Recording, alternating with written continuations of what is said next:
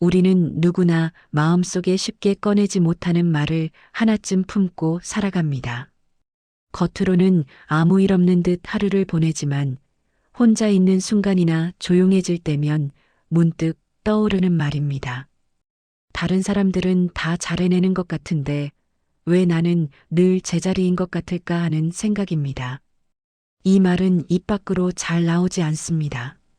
말하는 순간 스스로가 너무 작아 보일 것 같고 괜히 더 초라해질 것 같기 때문입니다. 그래서 우리는 그 말을 마음속에서만 되뇌고 반복하다 보니 어느새 그 생각을 사실처럼 믿게 됩니다. 정약용은 이런 마음을 약함이라 보지 않았습니다. 그는 사람이 무너지는 이유가 실패 그 자체에 있지 않다고 말합니다. 실패를 겪은 뒤 그 일을 오래 붙잡고 그 실패로 자신을 판단하기 시작할 때 마음이 서서히 무너진다고 보았습니다. 실패는 누구에게나 찾아옵니다. 문제는 실패 이후에 우리가 스스로에게 어떤 말을 건네느냐에 있습니다. 같은 실패라도 어떤 말과 함께 받아들이느냐에 따라 잠시 지나가는 일이 되기도 하고 오래 발목을 잡는 기억이 되기도 합니다. 우리는 실패한 날을 떠올릴 때 그날의 상황보다도 그 뒤에 마음속에 남은 말들을 더 또렷하게 기억합니다. 역시 나는 안 되는 사람이라는 생각, 괜히 기대했다는 자책, 나에게는 무리였다는 단정 같은 말들입니다. 정약용은 이런 말들을 사실이 아니라 마음의 습관이라고 설명했습니다. 실제로 있었던 일은 한 번뿐인데 같은 해석을 계속 반복하다 보면 마음은 그것을 진실로 받아들이게 됩니다. 그렇게 생각은 점점 굳어지고 우리는 자신도 모르게 스스로를 한정 짓게 됩니다. 이 글은 잘된 사람의 이야기가 아닙니다. 갑자기 마음이 강해지거나 자신감이 넘치게 되는 이야기도 아닙니다. 다만 어느 순간부터 자신을 쉽게 부정하게 된 우리가 다시 자신의 마음을 살피는 법을 배워가는 과정에 대한 이야기입니다. 정약용은 사람이 쉽게 넘어질 수는 있어도 쉽게 자신을 단정해서는 안 된다고 말합니다. 아직 끝나지 않은 시간을 몇 번의 결과로 판단해버리는 것은 너무 이른 일이라는 뜻입니다. 혹시 우리도 이미 지나간 어떤 순간을 근거로 앞으로의 가능성까지 함께 닫아두고 있지는 않은지 돌아볼 필요가 있습니다. 이 글에서는 왜 우리는 이렇게 쉽게 자신을 부정하게 되는지, 실패가 왜 누구에게나 자연스러운 일인지, 그리고 그 실패를 어떻게 받아들이고 다시 걸음을 옮길 수 있는지를 정약용의 차분한 시선으로 하나씩 살펴보려 합니다. 서두를 필요는 없습니다.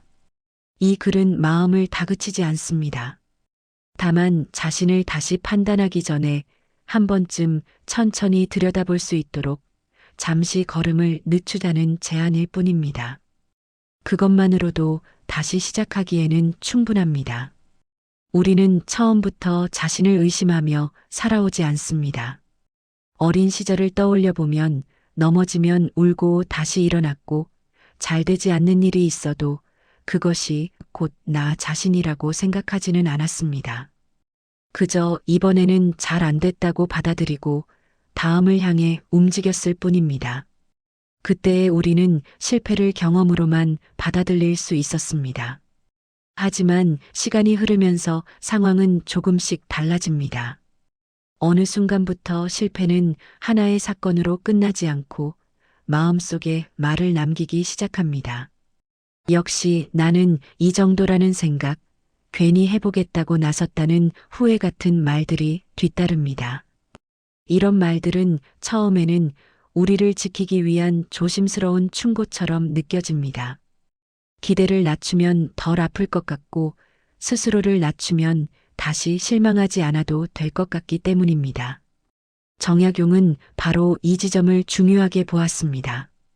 사람이 자신을 의심하게 되는 시작은 대부분 마음이 다치지 않으려는 방어에서 비롯된다고 보았습니다. 아픔을 피하려는 마음이 스스로를 보호하려는 방향으로 움직이지만 그 방어가 오래 이어지면 어느새 우리를 지키는 울타리가 아니라 스스로를 가두는 담장이 됩니다. 실패는 누구에게나 일어나는 일입니다. 그러나 실패 이후의 태도는 사람마다 다릅니다. 어떤 사람은 그 일을 지나간 일로 두고 다음 날을 맞이하지만 어떤 사람은 그 실패를 마음속에 오래 눌러두고 계속해서 되새깁니다. 정약용은 이 차이를 이렇게 설명했습니다. 사람은 기억 때문에 무너지는 것이 아니라 같은 생각을 계속 되뇌기 때문에 무너진다고 말입니다. 같은 장면을 여러 번 떠올리다 보면 마음은 그 기억을 점점 더 크게 만들고 더 선명하게 남깁니다. 그러다 보면 우리는 실패한 한 가지 일을 보는 것이 아니라 실패한 사람으로서의 나를 만들어내게 됩니다. 그 과정에서 실패는 더 이상 하나의 경험이 아니라 나 자신을 설명하는 말이 되어버립니다. 여기에 비교가 더해지면 의심은 훨씬 빠르게 자랍니다. 다른 사람의 잘된 모습은 쉽게 눈에 들어오고 우리가 지나온 시간과 노력은 아주 쉽게 사라집니다. 그러다 보면 마음속에서는 저 사람은 되는데 나는 왜 항상 안 될까 하는 질문이 자연스럽게 떠오릅니다. 정약용은 이 질문을 매우 위험하다고 보았습니다. 이 질문 속에는 이미 자신에 대한 불리한 판단이 숨어 있기 때문입니다. 비교는 상황을 이해하게 만들기보다는 스스로를 단정하게 만드는 경우가 많습니다. 정약용은 사람이 남보다 못해서 무너지는 것이 아니라 남을 기준으로 삼아 자신을 재단할 때 무너진다고 말합니다. 의심은 어느 날 갑자기 생기는 것이 아닙니다. 작은 실패 뒤에 붙인 말 한마디, 비교할 때마다 자신에게 던진 날카로운 시선, 그리고 그것을 아무도 멈추지 않은 시간이 조금씩 마음을 깎아냅니다. 그렇게 우리는 새로운 시도를 하기 전부터 이번에도 별 수 없을 것이라는 결론을 먼저 내려버리게 됩니다. 정약용은 이런 상태를 능력이 부족한 상태라고 부르지 않았습니다. 그는 이것을 마음이 지친 상태라고 보았습니다. 지친 마음은 지금의 모습을 그대로 보지 못하고 과거의 기억으로 현재를 판단합니다. 그래서 정약용의 조언은 의외로 단순합니다. 자신을 무조건 믿으라고 말하지 않습니다. 대신 지금 떠오르는 생각이 정말 사실인지 잠시만 판단을 미루어 보라고 말합니다. 의심을 없애려 애쓸 필요는 없습니다. 다만 그 의심을 곧바로 진실로 받아들이지 않는 연습부터 하면 됩니다. 그것만으로도 마음은 조금 숨을 쉴 수 있습니다. 여기까지 와서 우리는 한 가지를 분명히 알게 됩니다. 우리가 스스로를 의심하게 된 것은 약해서가 아니라 너무 오랫동안 혼자서 마음을 견뎌왔기 때문이라는 사실입니다. 실패는 특별한 사람에게만 찾아오는 일이 아닙니다. 정약용은 사람이 살아가는 한 실패는 피할 수 없는 과정이라고 분명히 말합니다. 오히려 아무 실패도 겪지 않은 삶은 아직 충분히 살아보지 않은 삶에 가깝다고 보았습니다. 그만큼 실패는 삶의 자연스러운 일부입니다. 그런데 우리는 주변을 바라보다 보면 어떤 사람들은 실패하지 않는 것처럼 느껴질 때가 있습니다. 늘 잘 되는 사람처럼 보이고 언제나 자기 자리를 찾은 것처럼 보이기도 합니다. 하지만 그것은 결과만 보고 판단한 착각에 가깝습니다. 정약용은 사람의 삶은 드러난 날보다 보이지 않는 날이 훨씬 많다고 말합니다. 겉으로 드러난 한 장면만으로 그 사람의 삶 전체를 판단할 수는 없습니다. 실패 앞에서 무너지는 사람과 다시 일어서는 사람의 차이는 능력의 크기에 있지 않습니다. 정약용은 그 차이가 실패 뒤에 어떤 해석을 붙이느냐에 달려 있다고 보았습니다. 실패를 겪은 직후 우리의 마음은 아주 빠르게 말을 만들어냅니다. 그 말은 대체로 두 방향으로 흘러갑니다. 하나는 이번 일은 잘못되었지만 내가 틀린 것은 아니라는 생각입니다. 이 말은 실패를 하나의 사건으로 남겨둡니다. 반면 다른 하나는 이번 실패가 내가 이 정도라는 증거라는 생각입니다. 이 순간 실패는 사건이 아니라 판결이 됩니다. 정약용은 바로 여기서 사람의 마음이 갈린다고 보았습니다. 사건은 시간이 지나면 지나가지만 판결은 사람을 그 자리에 오래 붙잡아두기 때문입니다. 실패를 판결로 받아들이는 순간 우리는 다음 행동을 멈추게 됩니다. 다시 해보려는 마음보다 다시 실망하지 않으려는 마음이 앞서게 됩니다. 정약용은 이런 태도를 비난하지 않았습니다. 그는 이것이 많은 사람이 가장 쉽게 빠지는 마음의 함정이라고 설명했습니다. 실망을 줄이기 위해 기대를 낮추고 기대를 낮추다 보니 시도 자체를 줄이게 되는 흐름입니다. 이 선택은 당장은 마음을 조금 편하게 만들어줄 수 있습니다. 하지만 시간이 지나면 사람을 점점 작아지게 만듭니다. 도전하지 않으면 실패는 줄어들지 몰라도 자신을 믿을 수 있는 이유도 함께 사라지기 때문입니다. 결국 아무것도 하지 않는 선택은 우리를 보호하는 것처럼 보이지만 동시에 우리를 움직이지 못하게 만듭니다. 정약용은 실패를 잘못된 선택으로 보지 않았습니다. 그는 실패를 아직 맞는 방법을 찾지 못한 상태라고 설명했습니다.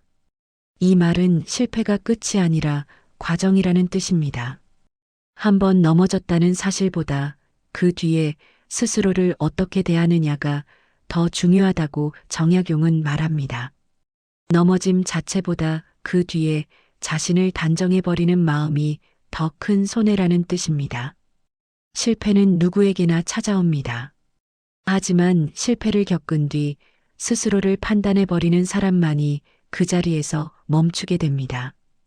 반대로 판단을 잠시 미루는 사람은 다시 시도할 여지를 남겨둡니다. 정약용이 우리에게 전하는 메시지는 분명합니다. 실패를 없애려 애쓸 필요는 없지만 실패가 나를 규정하도록 허락해서는 안 된다는 것입니다. 넘어졌다는 사실은 바꿀 수 없지만 그 사실 위에 어떤 말을 얹을지는 지금 이 순간에도 우리가 선택할 수 있습니다. 그리고 그 선택이 쌓이면서 우리는 어느새 스스로에게 이런 말을 하게 됩니다. 나는 안 될 것이라는 생각이 어디에서 시작되었는지를 말입니다. 그 지점에서부터 마음의 흐름은 다시 달라지기 시작합니다. 우리는 처음부터 나는 안 될 거야라고 생각하며 살아오지 않습니다. 그 말은 어느 날 갑자기 떠오른 것이 아니라 시간이 지나면서 조금씩 모양을 갖추고 마음속에 자리 잡은 생각입니다. 처음에는 스쳐 지나가는 생각에 불과했지만 반복되면서 점점 익숙해지고 어느새 당연한 말처럼 느껴지게 됩니다. 정약용은 이 생각을 사실이라고 보지 않았습니다. 그는 이 말을 하나의 실패에서 나온 결론이 아니라 실패를 바라보는 방식이 쌓여 만들어진 결과라고 보았습니다. 다시 말해 나는 안 될 거야라는 말은 한 번의 경험이 아니라 같은 해석을 여러 번 반복한 끝에 생긴 마음의 습관이라는 뜻입니다. 실패를 겪고 나면 우리의 시선은 자연스럽게 바깥으로 향합니다. 잘 되고 있는 사람, 인정받는 사람, 앞서 나가는 사람의 모습이 눈에 들어옵니다. 그들의 모습은 유난히 또렷하게 보이지만 우리가 해온 노력과 지나온 시간은 상대적으로 작아 보입니다. 정약용은 이런 비교가 사실을 보여주기보다는 마음속 열등함을 키운다고 말했습니다. 비교는 상황을 설명하지 않고 마음의 조급함을 심습니다. 그 조급함은 곧 스스로를 몰아붙이는 말로 바뀌게 됩니다. 비교가 반복되면 우리는 점점 자신을 낮춰보기 시작합니다. 그동안 해온 일들, 참고 견뎌온 시간, 버텨온 날들이 별것 아닌 것처럼 느껴집니다. 이 정도 노력으로 뭘 바라겠느냐는 생각이 들고 남들은 더 힘들어도 해내지 않느냐는 말로 자신을 몰아세웁니다. 이때 마음은 자신을 공정하게 바라보지 않습니다. 오히려 지나온 길의 가치를 스스로 낮추고 이미 걸어온 시간을 지워버립니다. 정약용은 이런 태도를 자기 마음에 대한 무례라고 표현했습니다. 자신이 살아온 시간을 너무 쉽게 깎아내리고 그 시간을 지탱해 온 자신을 존중하지 않는다는 뜻입니다. 그렇게 비교와 축소가 반복되다 보면 마음은 결국 하나의 결론에 도달하게 됩니다. 나는 원래 이런 사람이라는 생각, 해도 안 되는 부류라는 단정입니다. 이 순간부터 생각은 가능성의 영역을 떠나 정체성의 영역으로 옮겨갑니다.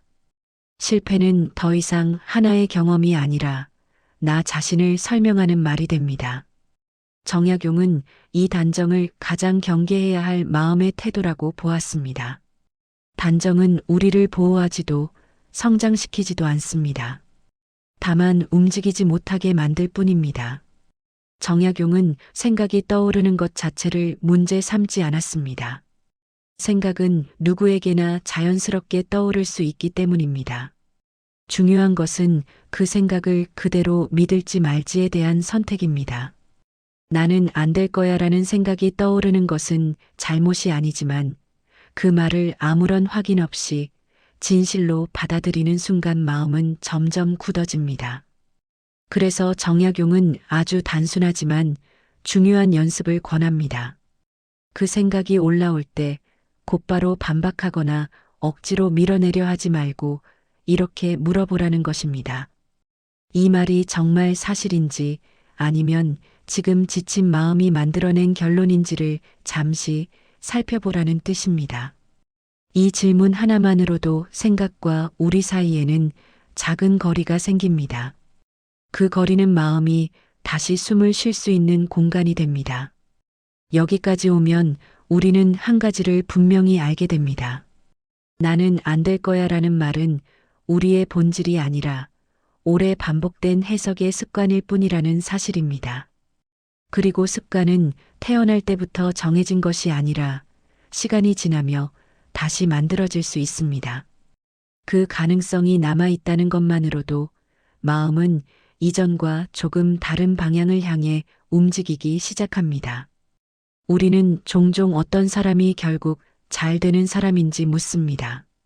하지만 정약용은 이 질문을 다른 방향에서 바라보았습니다. 그는 결과보다 먼저 사람이 어디에서 가장 쉽게 무너지는지를 살폈습니다. 정약용이 보기에 사람을 가장 빨리 무너뜨리는 것은 실패가 아니었습니다. 능력이 부족해서도 아니고 운이 따르지 않아서도 아니었습니다. 그가 가장 경계한 것은 실패한 순간에 스스로를 어떻게 대하느냐 하는 태도였습니다. 넘어질 수는 있지만 그 순간 자신을 함부로 재단해버리는 마음이 사람을 오래 묶어둔다고 보았습니다. 정약용이 말하는 넘어져도 괜찮은 사람이란 늘 성공하는 사람이 아닙니다.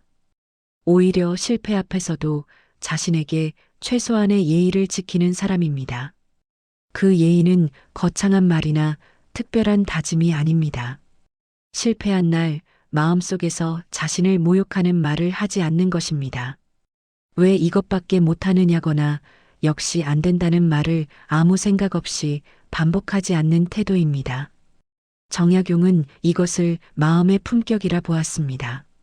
사람은 다른 이에게 쓰는 말보다 자기 자신에게 허락하는 말에서 더 분명하게 드러난다고 생각했습니다. 자신에게 어떤 말을 허락하느냐에 따라 그 사람의 마음이 어디까지 버틸 수 있는지가 정해진다고 보았습니다. 그가 살펴본 바에 따르면 넘어져도 다시 일어나는 사람에게는 공통된 태도가 있었습니다. 실패를 겪은 자신을 그날의 자신으로만 남겨두는 태도입니다. 실패한 날의 나는 그날의 나일 뿐 앞으로의 나를 대신하지는 않습니다. 하지만 우리는 종종 하루의 결과로 인생 전체를 요약해버립니다. 오늘 잘 되지 않았다는 이유로 앞으로도 계속 그럴 것이라 단정해버립니다. 정약용은 이런 습관을 매우 조심해야 한다고 보았습니다. 아직 살아보지 않은 날들에 대해 너무 쉽게 결론을 내리는 것은 지혜가 아니라 조급함에 가깝기 때문입니다. 아직 오지 않은 시간까지 함께 재단해버리는 마음은 스스로에게 지나치게 가혹한 태도입니다. 넘어져도 괜찮은 사람은 자신을 특별히 믿는 사람이 아닙니다. 대신 자신을 함부로 포기하지 않는 사람입니다. 마음이 크게 흔들릴 때마다 그는 이렇게 자신에게 묻습니다. 지금 나는 정말 끝난 것인지 아니면 그저 많이 지친 상태인지를 살펴봅니다. 이 질문은 많은 경우 답을 바꿔놓습니다. 우리가 느끼는 절망의 대부분은 끝이 아니라 지친 마음에서 비롯되기 때문입니다. 정약용은 여기에 한 가지 기준을 더합니다. 넘어져도 괜찮은 사람은 자신을 몰아붙이지 않습니다. 대신 자신을 다시 정렬합니다. 정렬이란 모든 것을 다시 시작하겠다는 다짐이 아닙니다. 지금의 속도를 조금 늦추고 다음 한 걸음을 현실적인 크기로 조정하는 일입니다. 멀리 가겠다는 마음보다 다시 넘어지지 않겠다는 태도가 먼저라는 뜻입니다. 여기에서 우리는 중요한 사실 하나를 마주하게 됩니다. 지금까지 버텨왔다는 것, 이렇게 자신의 마음을 돌아보며 질문하고 있다는 것 자체가 이미 쉽게 무너지지 않는 기준을 어느 정도 지켜왔다는 증거입니다. 그렇다면 이제 남은 것은 하나입니다.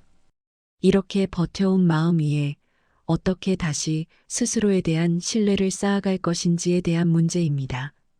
정약용은 바로 그 지점에서 아주 현실적이고 구체적인 방법들을 우리에게 남겨두었습니다. 우리는 종종 나를 다시 믿고 싶다고 말합니다. 하지만 정약용은 이 말을 쉽게 꺼내지 않았습니다. 그는 믿음을 마음속에서 갑자기 생겨나는 감정으로 보지 않았기 때문입니다. 정약용이 말한 신뢰란 확신이나 다짐이 아니라 반복된 행동이 남긴 조용한 흔적에 더 가까웠습니다. 그래서 그는 사람이 스스로를 믿어서 움직이는 것이 아니라 움직인 뒤에야 비로소 자신을 믿게 된다고 말했습니다. 신뢰를 되찾고 싶다면 먼저 마음을 설득하려 들 필요는 없습니다. 오히려 생활을 조금씩 조정하는 것이 먼저입니다. 많은 사람은 언젠가는 잘될 자신의 모습을 떠올리며 그 미래를 믿으려 애씁니다. 하지만 정약용은 미래의 자신을 믿는 일은 지금의 마음에게 너무 큰 부담이 된다고 보았습니다. 대신 오늘의 약속 하나를 지키는데 집중하라고 말했습니다. 정한 시간에 일어나고 잠깐이라도 책을 펴고 하루가 끝나기 전 자신에게 한 줄을 남기는 일처럼 아주 사소한 약속이면 충분합니다. 이런 약속들은 작아 보이지만 마음에는 분명한 흔적을 남깁니다. 나는 나를 완전히 버리지는 않았다는 기억이 쌓이기 시작합니다. 이 기억이 반복될수록 자기 신뢰는 서서히 돌아옵니다. 하루를 돌아볼 때도 태도가 중요합니다. 우리는 하루를 마무리하며 쉽게 평가부터 합니다. 오늘도 별로였다는 말이나 역시 부족하다는 판단을 먼저 내립니다. 정약용은 이런 평가가 신뢰를 가장 빨리 무너뜨린다고 보았습니다. 그는 평가 대신 사실을 남기라고 말했습니다. 무엇을 잘했는지를 따지기보다 무엇을 했는지를 있는 그대로 적어보라는 뜻입니다. 몇 시에 일어났는지, 잠깐이라도 밖을 걸었는지, 이 글을 끝까지 읽었는지 같은 사실의 기록은 마음을 공격하지 않으면서도 우리가 하루를 살아냈다는 증거를 남깁니다. 신뢰를 쌓는 과정에서 다시 흔들리는 날은 반드시 찾아옵니다. 정약용은 이를 예외로 보지 않았습니다. 오히려 자연스러운 과정의 일부라고 보았습니다. 그는 흔들리지 않는 사람이 강한 것이 아니라 흔들려도 자신을 버리지 않는 사람이 강하다고 말했습니다. 하루를 망쳤다고 느껴지는 날이 있다면 그날을 실패라고 부르지 않아도 됩니다. 대신 조정이 필요했던 날이라고 불러보는 것만으로도 다음 날의 태도는 달라집니다. 비교는 어느 순간 갑자기 시작됩니다. 남의 성과를 보는 순간 마음은 저절로 자신을 줄 세웁니다. 정약용은 이때 비교를 억지로 막으려 하지 말고 질문을 바꾸라고 말했습니다. 왜 나는 저 사람처럼 못하느냐고 묻는 대신 어제의 나보다 무엇을 조금 더 알게 되었는지를 물어보라는 뜻입니다. 이 질문은 마음을 바깥이 아니라 우리가 걸어온 방향으로 되돌려 놓습니다. 마음속에서 자신을 비난하는 말이 올라올 때도 마찬가지입니다. 그런 말은 종종 현실적인 충고처럼 들립니다. 하지만 정약용은 그 말에 즉시 반응하지 말고 잠시 거리를 두라고 했습니다. 지금 떠오른 이 말이 사실인지 아니면 지친 마음이 만들어낸 소리인지를 잠깐 묻는 것만으로도 충분합니다. 신뢰는 비난을 없애서 생기는 것이 아니라 그 비난을 그대로 믿지 않는 연습에서 자랍니다. 정약용은 무작정 괜찮다고 자신을 위로하지도 않았습니다. 그는 위로보다 다시 할 수 있는 구조를 만드는데 집중했습니다. 내일도 반복할 수 있는 일정, 실패해도 무너지지 않는 기준, 쉬어도 죄책감이 덜한 리듬을 삶에 마련해 두는 것입니다. 이런 구조 속에서 우리는 자연스럽게 아직 끝나지 않았다는 감각을 회복하게 됩니다. 정약용이 우리에게 전하는 메시지는 분명합니다. 자기 신뢰는 크게 믿는 마음에서 오지 않습니다. 작게 지킨 하루가 다음 하루를 부르는 방식으로 돌아옵니다. 그렇게 이어진 하루들이 모여 다시 걸어갈 수 있다는 감각을 천천히 되살려줍니다. 이제 남은 것은 하나입니다. 이렇게 되살아난 신뢰가 어떻게 희망으로 이어지는지, 그리고 그 희망이 다시 삶을 움직이는 힘이 되는지를 살펴보는 일입니다. 우리는 흔히 희망을 어느 날 갑자기 마음이 환해지는 상태로 떠올립니다.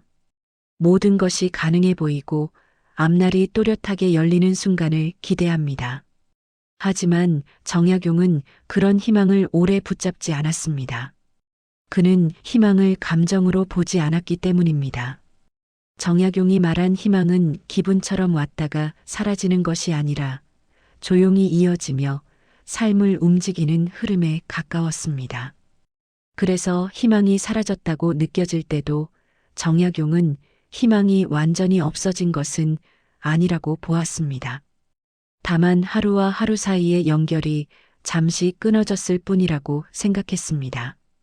어제와 오늘이 이어지지 않는다고 느껴질 때, 오늘과 내일이 전혀 보이지 않을 때, 우리는 앞이 막힌 것처럼 느끼게 됩니다.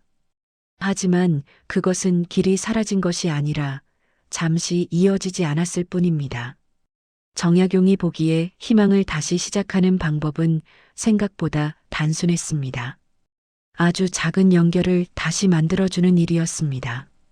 어제와 오늘을 잇는 연결, 오늘과 내일을 잇는 연결은 거창한 계획에서 나오지 않습니다.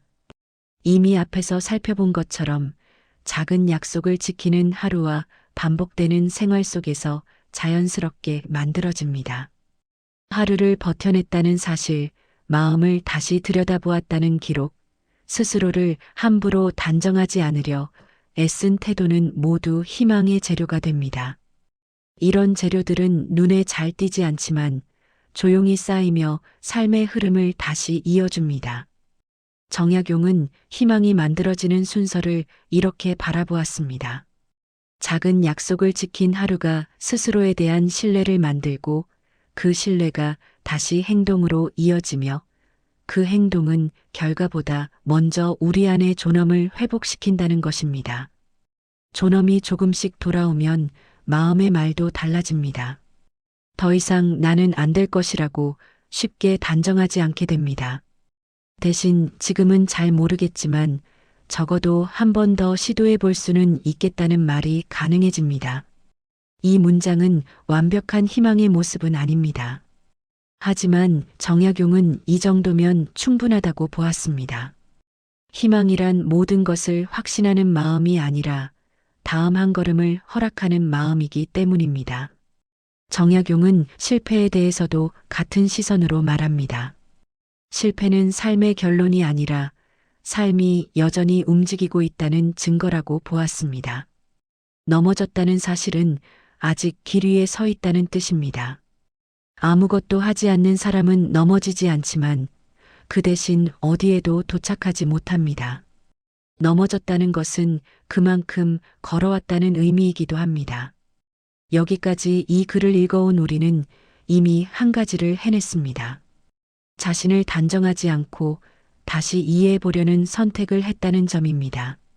정약용의 눈으로 보자면 이 선택은 결코 작지 않습니다.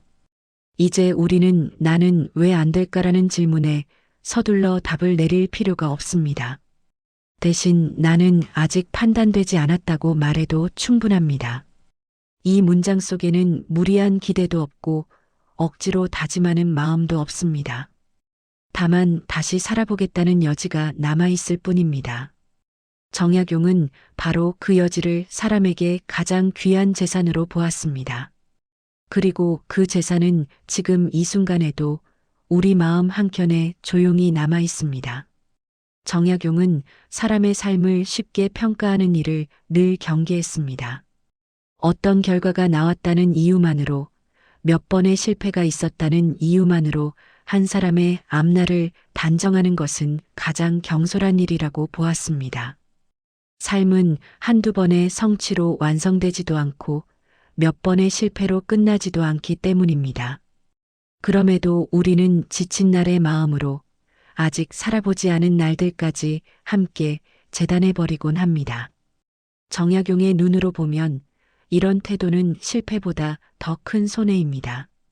실패는 시간이 지나면 고치고 다듬을 수 있지만 스스로를 단정해버린 마음은 움직이려는 힘 자체를 잃어버리기 때문입니다.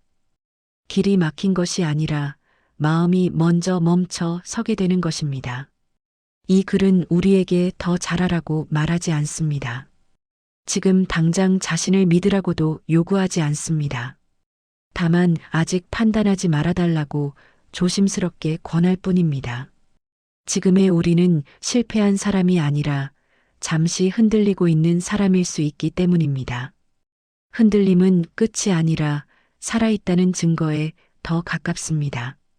정약용은 사람의 가치는 잘된 날에 드러나는 것이 아니라 잘되지 않은 날에 자신을 어떻게 대하느냐에 달려있다고 보았습니다. 하루가 마음에 들지 않아도 괜찮고 앞이 여전히 불안해 보여도 괜찮습니다. 다만 그 불안과 실패를 근거로 자신을 함부로 규정하지는 말아야 합니다. 그 태도 하나만으로도 우리의 삶은 아직 충분히 열려 있습니다. 희망은 거창한 다짐에서 시작되지 않습니다. 작은 약속을 지킨 하루, 자신을 심하게 비난하지 않고 넘긴 한순간, 다시 해볼 수 있겠다고 마음속에 조용히 여지를 남겨둔 태도에서 이어집니다. 그런 여지들이 모여 하루를 다시 부르고 하루가 또 다른 하루를 부르며 삶은 조금씩 이어집니다. 정약용은 아마도 그 여지를 끝까지 남겨두는 사람을 지혜로운 사람이라고 했습니다. 모든 것을 확신하지 않아도 모든 것을 포기하지도 않는 사람 말입니다. 그러니 오늘은 이것 하나만 기억해도 충분합니다. 우리의 삶은 아직 결론 나지 않았다는 사실입니다. 그리고 그 사실 하나만으로도 다시 살아갈 이유는 이미 충분합니다.